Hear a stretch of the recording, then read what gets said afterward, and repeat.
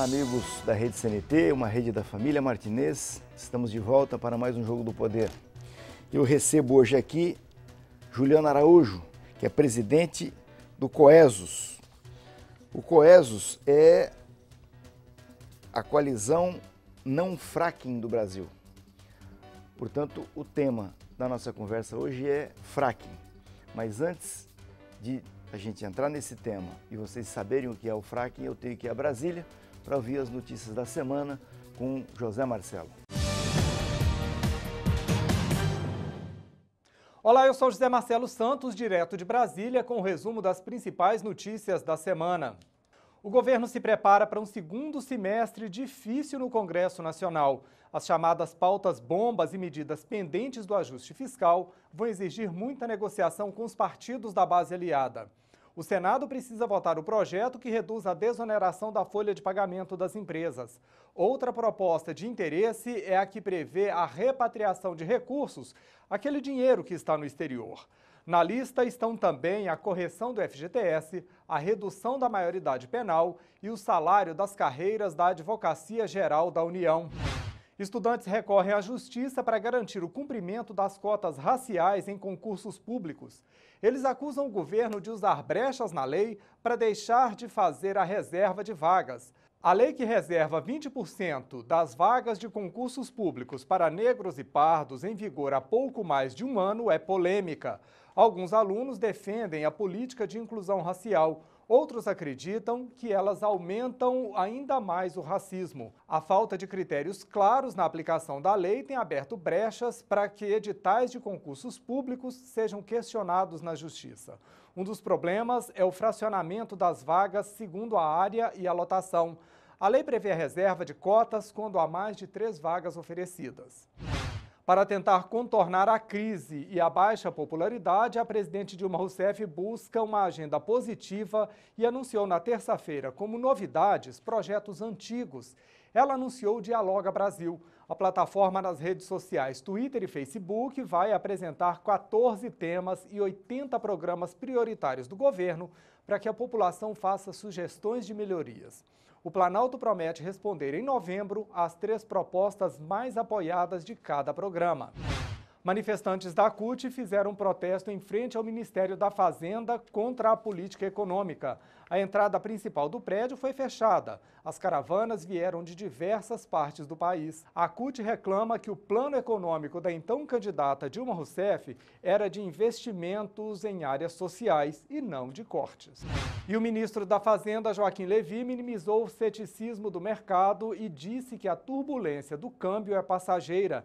Em palestra na Escola Fazendária em Brasília, o ministro disse que o país vive um momento de reforço das políticas fiscais. Ele voltou a defender as medidas de ajuste como essenciais para o desempenho da economia. Eu vou ficando por aqui, mas estarei de volta na semana que vem. Até lá! Retornamos aos estudos da Rede CNT para a sequência do Jogo do Poder de hoje com Juliano Araújo, que é o presidente da Coesos, Coalizão Não Fracking do Brasil. Boa noite, obrigado por ter aceito o convite para vir aqui. E eu queria perguntar para você o seguinte, porque a primeira vez que eu estou ouvindo falar disso é agora, né, hoje, com esse nosso bate-papo aqui. O que é fracking? Pois é. Essa é uma pergunta que nós ouvimos desde o final de 2013. O que é fracking? Por que isso impacta a nossa vida, a nossa economia? E no caso aqui do estado do Paraná, mais de 3 milhões de paranaenses estão em risco por causa dessa tecnologia. O fracking é o fraturamento hidráulico do folhelho perobitubinoso, onde você tem camadas no subsolo, aproximadamente 600 metros até 1.000 metros, para retirar o gás metano. Ou seja, você insere na rocha muitos milhões de metros cúbicos de água, vários detergentes e produtos químicos esses que... Para aquecer? Para explodir, para fraturar, por isso Certo. Que é fraturamento hidráulico. Então, fracking é um nome em inglês, usado como uma técnica minerária no planeta inteiro, para o fraturamento hidráulico. E esse fraturamento, essa explosão, ela gera o gás? Gera o gás, ou seja, você recupera parte dessa água que é incidida no subsolo e retira o gás para diversos usos. Pegando um exemplo assim, grosseiro, eu já assisti reportagem de pessoas que ligam a torneira e acendem.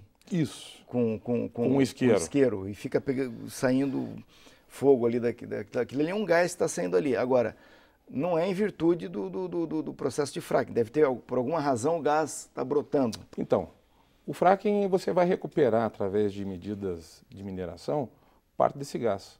Mas esse fluido hidráulico, esse fluido que nós chamamos de flowback, ele continua e permanece... Que é o que se injeta no subsolo. E ele vai ficar lá por dezenas de anos. É um agente poluente, altamente poluente. Causa câncer, causa danos neurológicos terríveis e causa uma série de acidentes ambientais severos.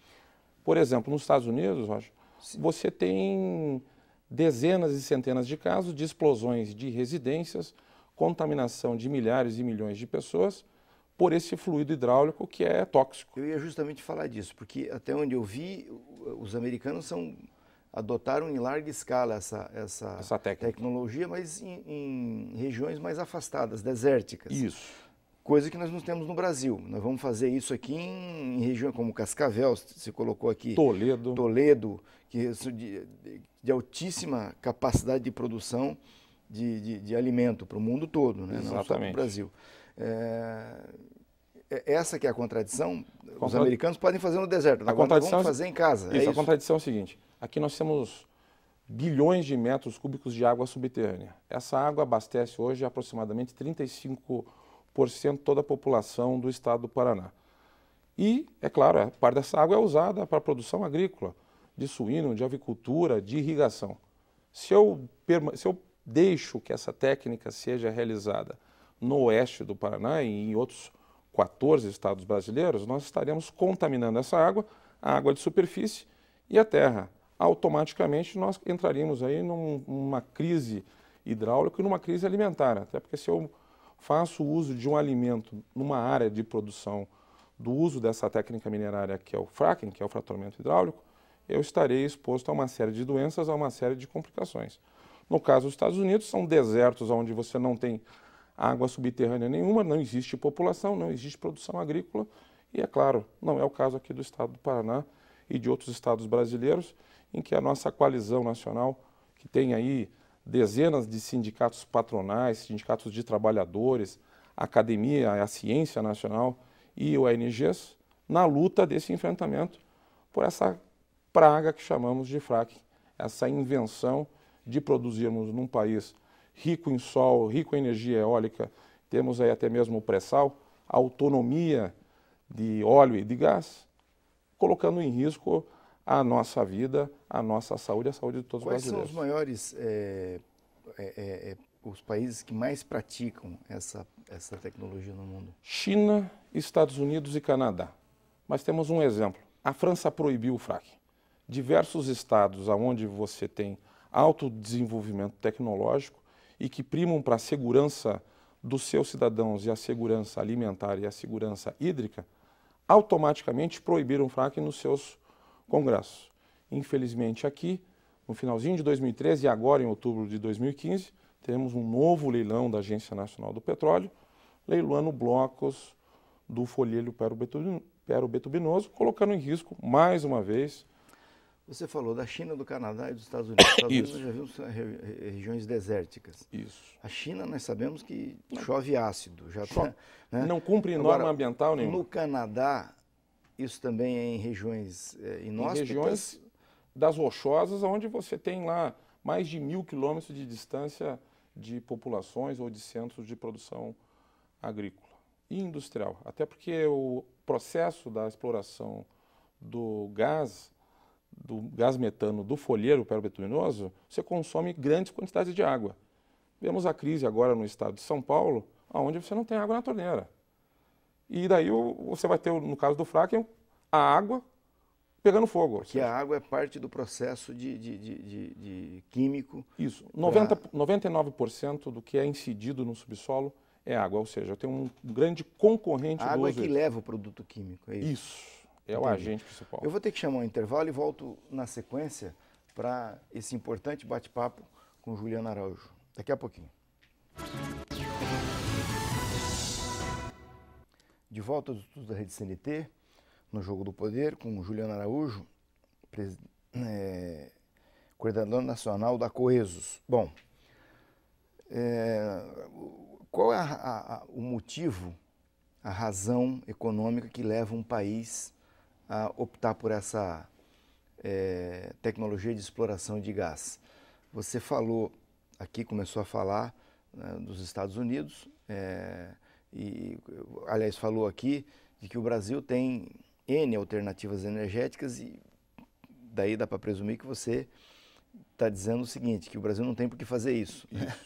Agora, por que os americanos começaram a desenvolver essa tecnologia, os chineses e os canadenses? Qual a razão, qual o motivo para que eles tenham criado esse risco ambiental em troca de gás? Há dois grandes motivos. Um é a especulação financeira, ou seja, eu crio um novo mercado, uma nova energia, faço a venda de ações, de debêntures dessa energia que está teoricamente no subsolo, não coloco na conta o custo de saúde, o custo de produção agrícola, os diversos custos ambientais e, em especial, o custo climático que hoje assola o planeta inteiro, inclusive o nosso estado, recentemente com mudanças de temperatura e que causa danos bilionários. Um é a especulação e o outro eles não têm alternativa nenhuma.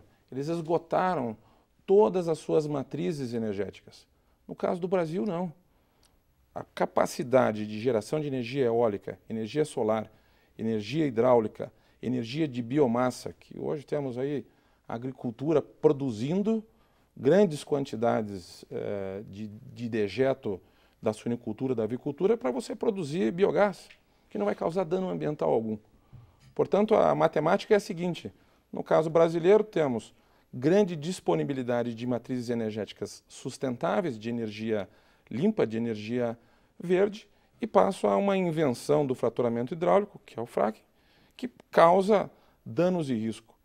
Recentemente, no Congresso Nacional, realizamos uma audiência pública, ouvindo o funcionário da Agência Nacional do Petróleo, e disse: nós temos que assumir riscos. Estava lá defendendo o interesse dos brasileiros e disse: nós não temos que assumir esse risco. O risco de não termos água, de não termos produção agrícola, da matriz principal do nosso país, e com a diversidade energética da qual temos, não faz nem sentido nenhum.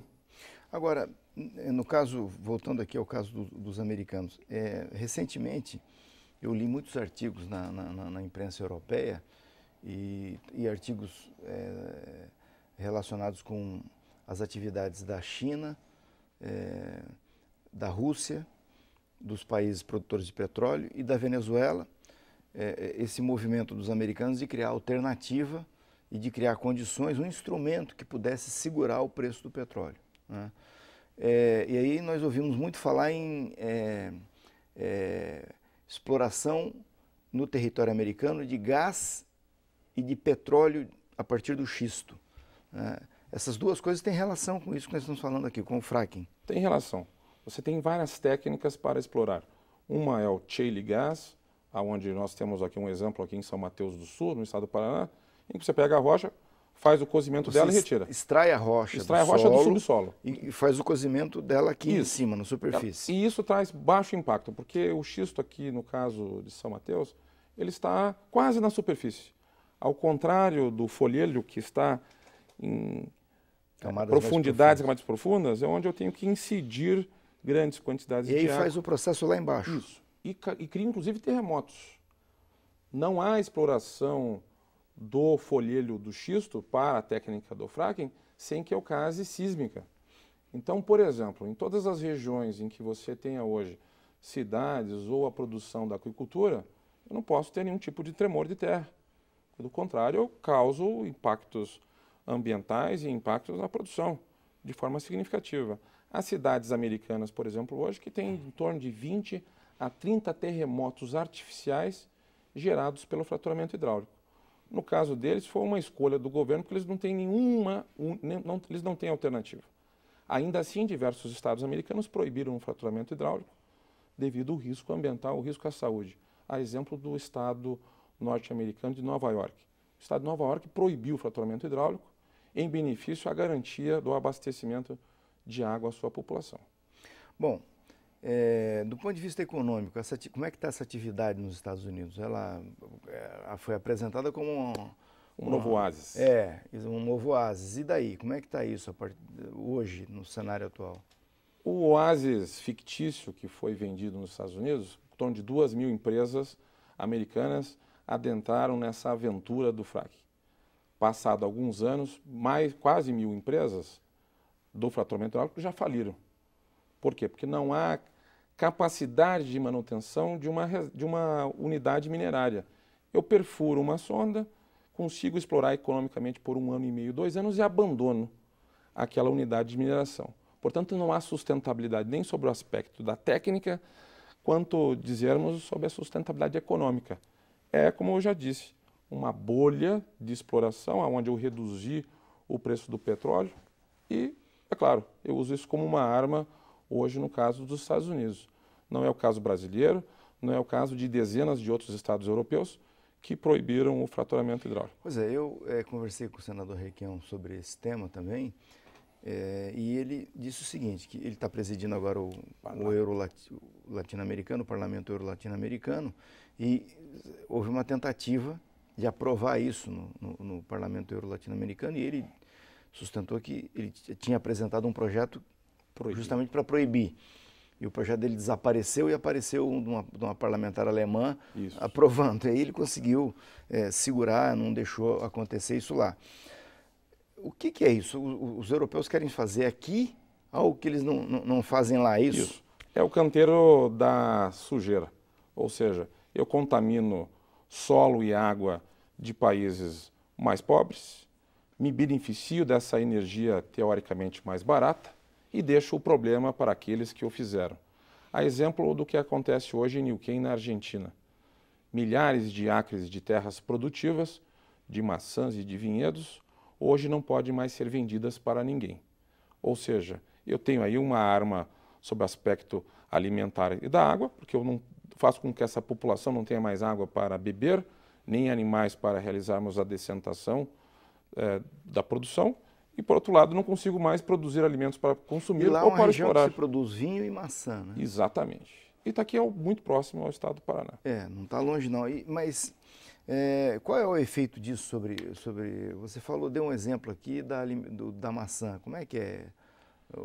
Hoje, você tem, por causa desses gases tóxicos, você contamina o fruto, a semente ou qualquer produção agrícola. Se eu me abastecer desse alimento, eu vou me contaminar. Sim. Então, o que acontece? A Europa hoje proibiu a importação desse vinho, a importação dessas maçãs, dessas regiões onde há a exploração do fraturamento hidráulico. Você falou que corta uma maçã e ela não apodrece aí? Não, ela dura, Rocha, 60 dias. Não existe nenhuma maçã natural de produção de um cultivo doméstico, de um cultivo tradicional, que eu parta com uma faca e ela não vai apodrecer por 60 dias. Isso acontece pela quantidade de produtos tóxicos e químicos que estão nela. E esses produtos de Neuquén, a exportação para a Europa está proibida. Quem proibiu isso? O próprio regime de segurança alimentar e de meio ambiente europeu. Ou seja, ele permite fazer isso em outros estados, em outros países, mas não deixa que o alimento que lá é produzido seja importado para o consumo dos seus cidadãos. Bom, eu vou ter que chamar mais um intervalinho e na sequência a gente volta para arrematar esse bate-papo com Juliana Araújo, daqui a pouquinho. Voltamos aos estudos da Rede CNT para a sequência do Jogo do Poder de hoje com Juliana Araújo. Bom, nós falamos quase que todo mundo e como é que o parlamento brasileiro, o Congresso, permitiu que uma coisa dessa passasse, algo que merecia uma discussão muito profunda, uma reflexão muito profunda. Como é que isso passou no nosso Congresso? Já está aí o governo, a ANP, fazendo leilões para aplicação dessa tecnologia. No Paraná, por exemplo, Toledo e Cascavel, numa região que atinge 135 municípios. Como é que isso aconteceu e como é que está a luta para reverter essa situação? Aconteceu no silêncio da noite, onde nenhum paranaense, nenhum brasileiro foi informado disso. Para você ter uma ideia, quando fizeram uma audiência pública para informar a todos nós, tinham lá 60 e poucas pessoas. Uma vergonha. Há quase 2 anos, a Coalizão Não Fracking Brasil tem se unido informando a população, as cidades, os vereadores, os prefeitos, os agricultores do risco em que sofremos. Criamos uma campanha, onde temos um site que é www.nãofrackingbrasil.com.br, onde todo cidadão pode se informar e se engajar nessa grande batalha, nessa campanha contra as mudanças climáticas e contra o fracking, porque ele causaria impactos irreversíveis à vida de todos nós. Mas sobre o Congresso, vamos lá batendo de porta em porta de cada congressista nesses últimos 2 anos. A cada um susto. Mas eu não sabia disso. Eu, como representante do povo no meu estado, não sabia disso. Então, houve uma apresentação de um projeto de lei, de uma PL, pelo deputado federal Sarney Filho, do Partido Verde, em que encaminhou a moratória por 5 anos. Na semana passada, há poucos dias, tivemos uma grande vitória. Estivemos lá defendendo o não fracking ao Brasil e conquistamos aí a primeira vitória no Congresso Nacional em que a Comissão de Meio Ambiente proibiu. Porém, essa vitória, nós temos ainda outras 4 comissões que será avaliado a moratória por 5 anos ou a sua proibição. Portanto, o engajamento da população, de cada vereador que nos ouve, de cada cidadão paranaense que nos ouve a sua cidade pode criar um projeto de lei municipal proibindo o fracking no seu município. Como é que está no Paraná isso, essa caminhada? No Paraná nós tivemos exemplos como o de Toledo, onde 35 mil pessoas foram às ruas de todas as classes sociais, do trabalhador, do empresário, do padre, do pastor, das mães, das crianças unidas, porque perceberam e foram informados por nós, pela coalizão, pelos riscos à sua saúde, pela produção, pela história de todos aqueles que trabalharam na terra.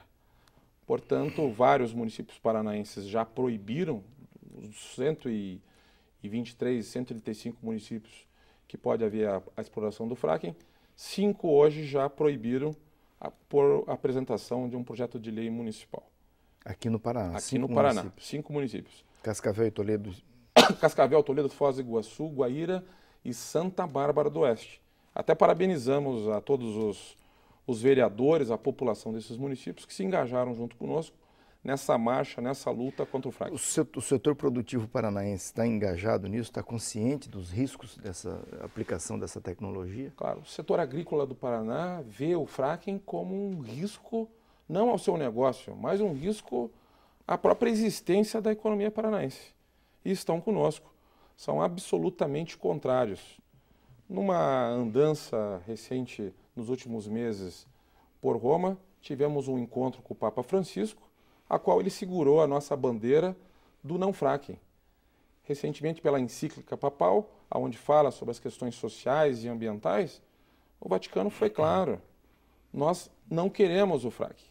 E quando vamos fazer algumas leituras dos livros sagrados, do livro santo da Bíblia, onde diz de rios de fogo, de terras queimando, o fracking traduz exatamente isso. Ou seja, eu coloco fogo na água e eu elimino a capacidade da nossa produção. Ou seja, nós temos um momento de chamamento da população do estado do Paraná, de todos aqueles que ainda não sabem desse nome estranho, desse nome esquisito, chamado fracking, mas o fracking a gente pode traduzir de forma muito simples. O fracking mata. O fracking, ele destrói as possibilidades de termos uma vida comum, daquelas dos nossos pais, dos nossos avós e da continuidade daquilo que tanto prezamos.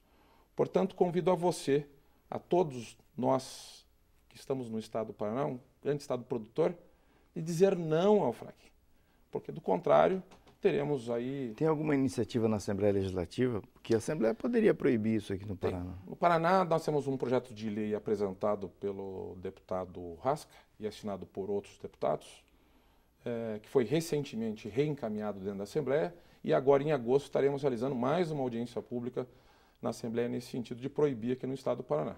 Nós não precisamos dessa energia do estado, traria danos econômicos e danos à saúde irreversíveis, e a questão ambiental, então, Pois é, do ponto de vista da economia do Paraná, o que isso representaria? Teria algum significado maior para nós produzir esse tipo de gás? Nós já temos o gás boliviano que vem aqui fácil. Não necessitamos desse gás, Rocha.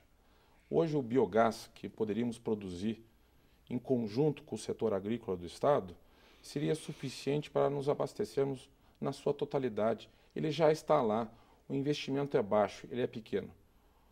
O fraturamento hidráulico, o fracking, é uma enganação. Fui nos Estados Unidos, fui no Canadá, fui na Argentina, retornei ontem da Espanha num encontro internacional contra o fracking de diversas lideranças e vemos aí aquilo que acontece em diversos países. E os resultados são terríveis aqueles que estão explorando. Não só sobre o aspecto agrícola, sobre o aspecto de saúde, mas de encerrar qualquer possibilidade de vida. Ok, muito obrigado. Juliano Araújo, boa sorte na caminhada, conte conosco. Obrigado. Aqui. Faço um apelo à Assembleia Legislativa do Paraná e ao governador Beto Richa para que reflitam sobre isso e vamos caminhar para proibir essa coisa aqui no nosso estado. Vocês que estiveram conosco até agora, muitíssimo obrigado, um grande abraço. Vamos falando durante a semana pelo www.jogodopoderparaná.com.br e no próximo domingo eu estou de volta para mais um Jogo do Poder aqui.